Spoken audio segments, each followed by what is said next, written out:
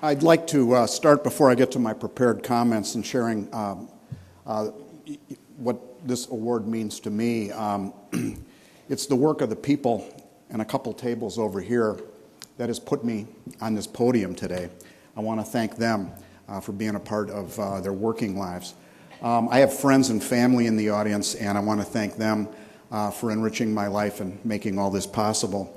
And when you look at an award like this, you're struck by the fact that it's probably 90% luck. The little things that happen in your life that make you go one way versus another. And, I was lucky in three levels. One, I found something that I really love to do. Second, I was able to work with people that I was really lucky to enjoy working with. And third and most important, we were all lucky to have people who would pay us to do it. I want to thank all of them. My first urge to make money was the result of wanting a puppy. My dad said that if I could pay for it, I could buy one. This was an early introduction into that universal problem, the seemingly impossible task of saving money with a woefully inadequate income. In my case, none.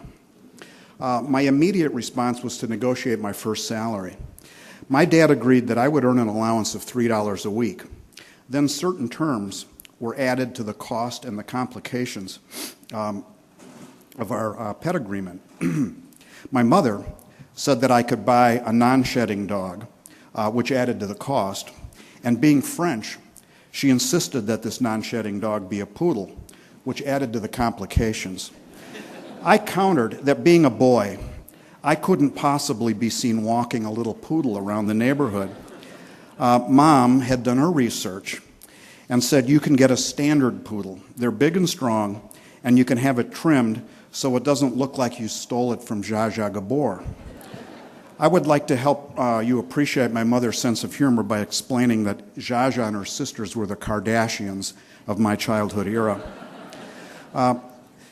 Looking back on it, my parents wanted me to get that dog. My mom helped me get a paper route, and my dad sweetened the deal by offering to pay for half of the dog if I could prove that I could take care of a pet.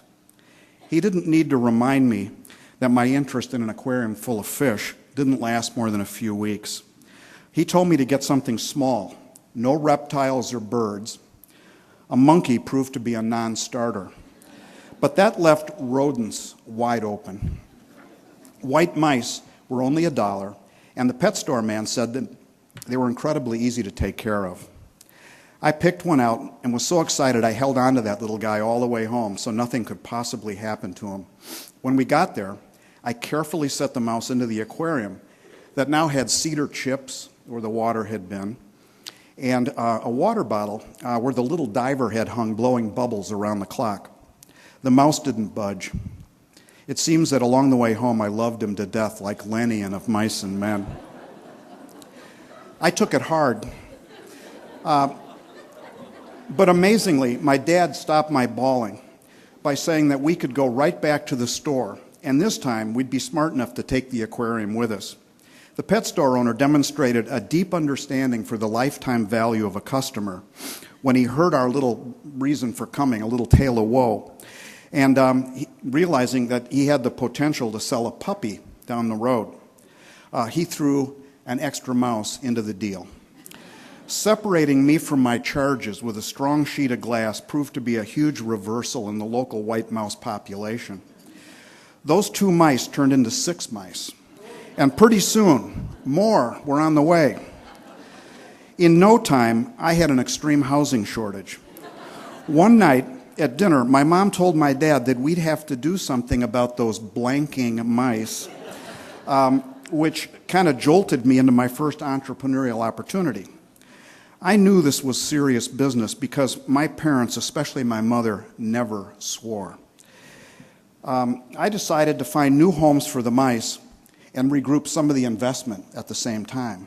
The next day at school, a bit of market research revealed that there was a deeply divided interest in white mice by gender. Every boy in my class wanted one, and the girls were unanimous in their revulsion. which helped me focus my marketing. I found out a dime was a hugely motivating price point to the Levitt Avenue Elementary School male population of Homewood, Illinois. After school, I pulled the aquarium around several blocks with my red wagon. My very first marketing program and stab at copywriting was a hand-drawn sign that read, "White mice, 10 cents each." I went home without any mice and several dollars toward a more substantial pet. What I also learned is that even though the white mouse business was driven by a highly persuadable pre-adolescent male customer base, it was regulated by hysterical adult females. And they all called my house that night to come back and pick up the unwanted mice. I learned a valuable lesson. Not all sales are final. And that a regular job is a great alternative to a poorly conceived startup. But that paper route produced a fine dog. Whatever I paid for the dog, though, he paid a far steeper price thanks to those white mice. My mother wouldn't let him step a paw into the house until he had been properly neutered. He didn't connect me to the reason why he had lost his masculinity. But we did get along famously. And in a fitting story arc, the dog and the red wagon were later united in another seemingly brilliant idea that didn't quite work out. The concept I pitched to my friends was that I would tie the dog's leash to the wagon, run ahead, call the dog, and one of them would get a fun, fast ride. None of my friends wanted to go first, but that is perfect work for little brothers, and I had one. He embraced the idea of being a test pilot for this new mode of transportation. That experiment ended after one extremely terrifying and very painfully short ride. After that, my dog was never asked to do another day of work in his life. And I, thanks to that paper route and being able to afford that dog, was just getting started with mine. In high school, you're looking at me right now and thinking how old this guy is. This is going to take forever, but hang in there, hang in there. In high school, I got my first real job with a real big company. This company was so big, it had the largest headquarters building in the world. I was going to go to work for the almighty and powerful Sears. Weekends in suburban America in the early 60s had two kinds of rituals. Christian families went to church to worship on Sunday, but on Saturday it seemed like all families went just as faithfully to the mall to shop. I was a stock boy in the hardware department at our mall's Sears store. Like altar boys, it was our job to make sure everything was at hand so the order of business or service could run smoothly. One Phillips head screwdriver out of place and this mighty enterprise could come to a screeching halt. It was too risky to put new guys into the fray on a busy Saturday, so I was told to come in Friday night to get the lay of the land by stacking a shipment of paint. It arrived in cardboard cartons containing 1-gallon cans in each. 4 1-gallon cans in each, I'm sorry. These would be stacked by color. Of course, a new guy like me wouldn't know to leave more room for Arctic white than pale blue, and still more room, or less room for harvest gold, and so on down the line. For the most part, I got everything nicely arranged, but had 4 cartons of Arctic white left over. As it turned out, I was able to solve that problem by stacking them sideways, and I was very careful to make sure that the sales clerks would have no trouble identifying the color by leaving the labels out. But as it turned out, everybody knew where the Arctic white paint was the next morning. There was a big puddle of it in the middle of the paint aisle. I would like to point out to Sears management that first day stock boys should be started on solids, not liquids.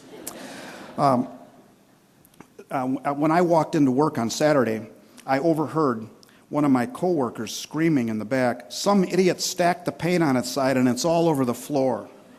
In that moment, when I was realizing that this could also be my last day as a stock boy, I noticed my boss noticing me.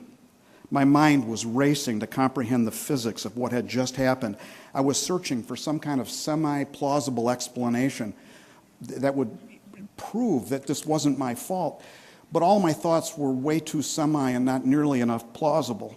I imagined being fired with a permanent Arctic white stain on my resume, and I would be doomed to a life of menial labor. But what could be more menial than stacking paint? I would be unemployable. Thankfully, my boss immediately diffused the situation by saying loud enough for everyone to hear, "What's done is done. I don't care who did it. Laughlin's going to clean it up, and the rest of you will start worrying about something else." In that moment, I couldn't be sure if they would ever allow me to handle anything in liquid form again, but I did know one thing for sure. I would carry an open gallon of gasoline through the gates of hell for that man. He was just one of thousands of low-level supervisors in malls across America. But in my mind, he wouldn't have to take a backseat to Vince Lombardi himself as a leader of men. In seconds, he turned a dunderhead into a dedicated clerk. Thanks to him, I got a great work experience, and Sears got a year's worth of properly stacked paint and stocked shelves. Thank you, Bob Schifrin, a.k.a. Mr. Bob, wherever you are. My work history continued the theme of doing menial labor for huge firms whose headquarters dominated the Chicago skyline. I went to work that summer with a job pumping gas at the Standard Oil station on the Illinois Toll Road.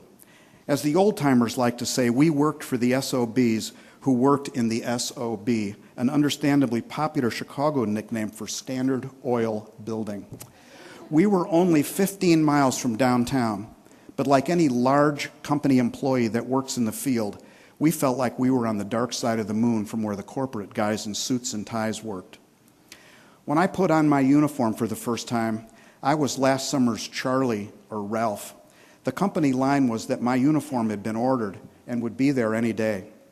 One of the veterans, a guy of about 19 years of age, said that in reality the corporate guys were smart enough not to invest in embroidery just in case a new guy didn't work out. I'd know that I worked out when my real name appeared on my chest. I learned a lot about brand management by putting that uniform on long before I would have any inkling that brands would be the ultimate focus of my career. Everything about Standard Oil was as its name implied, standardized. We were paid by the hour, but we also had a somewhat Byzantine matrix of how we could earn extra money and extra income by promoting TBA. TBA is not an acronym for a respiratory disorder. It means tires, batteries, and accessories. Basically, if in addition to pumping gas, we could move some of the high profit margin items, we could share in the profits. If you sold $50 worth of TBA in a month, you'd get an extra $5. $5 was a lot of money back then to the legions of high school boys who worked for standard stations all over America. I soon learned about potential income versus real income. You'll be amazed how easy it is to sell $48 worth of fan belts, air filters, and wiper blades. If Standard Oil knew enough not to waste money on newbies' embroidery, they also knew $48 in extra sales cost them zero. Add up all the kids across America who fell just short of that $50 goal, and it would be great for that company's bottom line. Welcome to corporate America, kid. Better luck next month. Of course, my goal in college was to become part of corporate America, where I hoped to have a bit more control over my compensation. I wanted to see the view from the headquarters, having seen it from the field. To get there, my immediate goal was paying for college tuition. The pre-diploma big money was working an assembly line in a factory. These summer jobs were hard to come by because they paid well, unless, of course, you were willing to work the graveyard shift in a tile factory. The first, second, and third things you notice about a summer night in a tile factory are the heat, heat, and heat. If there's a god of tile, his name is Vulcan. Next is a noise level that makes you almost forget how hot you are. The working conditions were indescribably horrible. Every 14 seconds, a 16-pound stack of tile would come rolling off the assembly line and do a U-turn where I, a pre-robotic humanoid, would execute a choreographed move I can still do in my sleep. With a cardboard carton that I had just unflattened, unflapped, and opened, I would snare the tile, fold the ends down on top, turn it over, fold the ends down on the new top, and send it skittering around the turn into the open arms of a box gluing machine and the next humanoid who stacked this new box of congealed chemicals and asbestos squares, otherwise known as linoleum. But I don't want to ever forget to turn back because my 14 seconds was up. Each of us had a little way to rebel against the machine. I didn't do it often, but a few times that summer I'd hide a handwritten note in a stack of tile that read, "Greetings from the guy who put the tile into this box." Then, worried that I'd reveal my position on the line, I shortened it to stuff like, "If you think your job is hot, you should try working in a tile factory." There's an oddly therapeutic quality to those little acts. The humanoid ahead of me in line was a very serious quality control person, yet she too succumbed to the temptation to rebel against the rigid exactitude of the line. Every once in a while, she'd put a little treat for me on top of a stack of tile just to break the monotony. She knew an unexpected arrival of a peppermint candy or a Tootsie Roll would never fail to lift my spirits and keep me focused. I wouldn't have lasted 2 weeks in that job if it weren't for Holiday Smith, a man with the coolest name of anyone I ever worked with the possible exception of Dennis Frankenberry, who could walk into any grocery store in America and pick up a breakfast cereal with his very own name on the box. But Dennis came along years later. He formed a partnership with John Constable and me in advertising, and the rest is a history that might not have happened if I hadn't worked for a shift supervisor by the name of Holiday Smith. He wasn't an educated man, but they will never make a robot that can demonstrate working class values like the ones I learned from him. If a man's personality is ever matched by his name, it was Holiday Smith. No matter how hot, how loud, or how relentless the work, his face wore a permanent smile, and he always seemed as content as a person swinging on a hammock alongside a cool Wisconsin lake. One night early on, while I was grumbling about the work and I asked him how he could possibly be so happy doing it, he told me his story. He told me he was just one generation removed from being a dirt-poor sharecropper in the Deep South, how he had 4 kids to raise and send off to college, so someday they could leave in the fall like I was going to, and how this assembly line work was great money for him and his wife, who worked in the nearby Ford plant, and God willing, where he could pick up another shift himself about the time I'd be leaving for school. He was still smiling when he looked at me and said, "I sure hope you work harder in school this fall than you did in this tile factory this summer." Well, I went back to college and had a job lined up as a houseboy in a sorority, where my future wife was the president, thereby becoming my boss long before we made it more formal and more permanent. The sorority was home to dozens of college girls. Our job as houseboys was to make sure the tables were set, meals served, tables cleared, and dishes washed for lunch and dinner. Guys, being a dishwasher doesn't sound like much, but when you put those dishes in a sorority house, let me tell you, that is good work if you can get it. The people I've met who are successful in life have something in common. A little voice in their heads. Speak to them, pushing them forward and pulling them back with just the right amount of common sense at just the right time. I don't. But luckily, that voice lives just outside my head. It belongs to that college girl. Thank you, Marge, for still being by my side today. Our partnership now includes our sons, John and Pat, and their wives, Lauren and Jackie. I'm grateful my sons now have husband whisperers of their own. One of the values of looking back is it helps you prepare for looking ahead. The past really is prologue. Looking back, I'm happy to share the opinion that things are better than ever, and they're only going to get even better. It might not seem like it at times, but women are not as held back as they used to be. Minorities aren't as discriminated against as much as they once were. Education isn't as unattainable as it used to be, and the rest of the world isn't nearly as far away as it once was. However, there are a few barriers to our ascension in the global marketplace.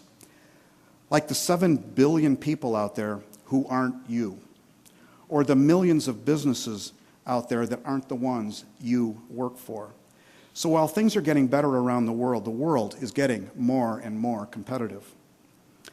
While you think about all those people and businesses, we're all just commodities. Who goes out of their way to pay more for soybeans, corn, oil, steel, or 2x4s? We may think of ourselves as career professionals, but to an economist, we're just as easily viewed as a labor expense. We're being planted, fertilized, cultivated, and sent to market by schools all over the world every spring. And the crop of us gets bigger and better every year. If you're a commodity, the market controls you. But if you want to stand out, you might want to start thinking like a brand. If you were a brand, you control yourself. A brand declares to the market, this is what I am, this is what I do, and this is how I do it. A brand becomes a promise, and that creates an expectation. Never let it get any more complicated than that. A brand is a shortcut to understanding. It has to be clear, direct, and simple, because complication is the enemy of communication. Complication is the enemy of comprehension, and complication is most definitely the enemy of commerce. Branding is the ultimate act of simplification.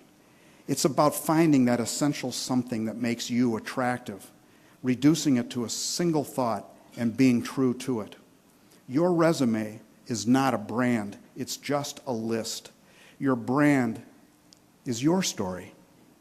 Everyone in this room has a unique story to tell. Look back on your earliest work experiences like I just did. Take inventory of what you learned. Figure out what's always been important. Focus on the things you value and the things you're good at versus all the things that pull you away from them. When our company got its start, we found a positioning right away.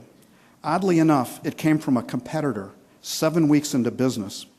We competed for a major account against our former employers, the company we had left just 7 weeks earlier. We were told that when the president of that company found out we had won the business, his reaction was to blurt out, "You mean to tell me we lost to those bastards in blue jeans?" We wore that remark like a badge of honor. It meant that we were seen as the new breed. When you think about it, every new product, every innovation, every act of entrepreneurship is a rebellion, and it has the potential to permanently alter the marketplace. It's about disrupting the status quo. Our way of saying it today is that we're all about what's coming next. Branding will help others discover what you've discovered about yourself. That one thing you've always been about, that is branding. That's how you learn to think IBM is building a smarter planet. Southwest gets you there for less. Instagram is pictures. Mercedes is the best engineered car in the world. Coke refreshes. BizTimes is biz news. Say the brand name and the association is almost automatic. I say FedEx, you think overnight delivery. I say Facebook, you think friends. I say McDonald's, you think French fries. I say Viagra, and you think... See how awesome it is to be a brand? What will people think when they hear your name? Think about that, and you will be taking your first steps away from being a commodity. And if I can leave you with one thing I've learned along the way, it's this. In any business, it just does not pay to be a commodity. Thank you.